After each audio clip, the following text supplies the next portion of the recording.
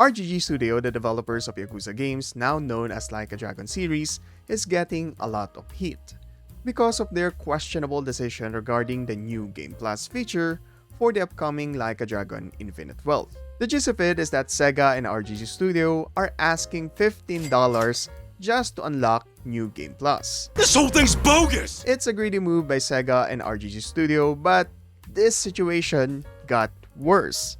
And you might be asking, how could this get any worse? Well, people found out that there are hidden achievements that you can only get by playing a new Game Plus. Now that's a nightmare for completionists, aside from charity fraud. This whole thing's bogus! Again, a mode that they lock if you're only getting the standard edition of Like a Dragon Infinite Wealth. But how did this situation get started? Well, basically, Like a Dragon Infinite Wealth has 3 editions on launch: the Standard, Deluxe, and Ultimate Edition.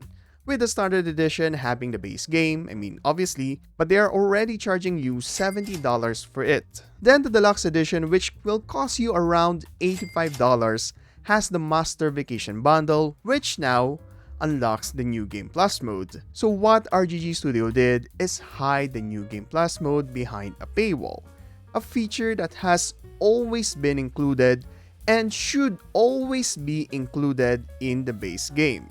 That's like selling someone a shirt, but they have to pay $15 if they want to wear it again. Normally, the Deluxe Edition includes cosmetics, which Master Vacation has as marketed on their website. You can unlock new outfits, resort guests, Sujimons, who even cares for those, and even a bonus dungeon for $15. Now, if you're a fan of the series, you would think that it's already a good deal. I'm a huge fan of your work, so why not have this extra $15? Look at it as my good intention of showing support for creating one of my favorite video game franchises. But locking New Game Plus mode in this doesn't only hurt their reputation, but also the fans who have been supporting the series from their eccentric beginnings in the PS2 era until today, where we can meme about Onomichi. And believe it or not, this is not their first attempt at making players pay for New Game Plus. Back in 2020, Yakuza Like a Dragon's New Game Plus mode is a paid DLC in Japan. But people found out, and because of their sour reaction, Sega and RGG Studio then decided not to go ahead with that plan and release Yakuza Like a Dragon with New Game Plus. Sucks for Japan though, because they ended up having to pay for New Game Plus mode. So why isn't Sega or RGG Studio bulging from this decision now, given that people managed to convince them back in 2020?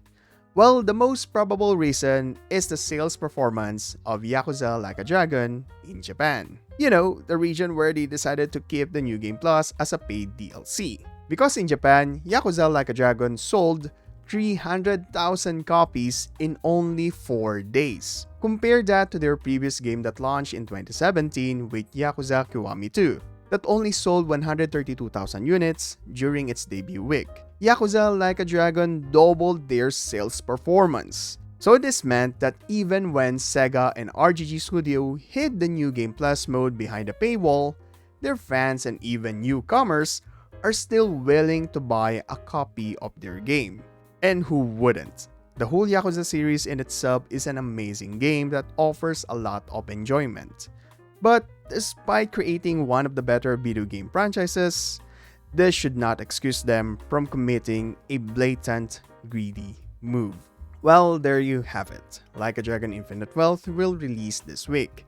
So despite this issue, are you guys still excited to play Like a Dragon? Or are you one of those who are willing to vote with their wallets?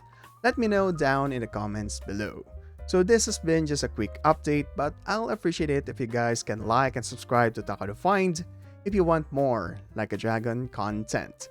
Like this one where I go over the history of karaoke minigame. Check it out. This is Math, and stay awesome, my dudes.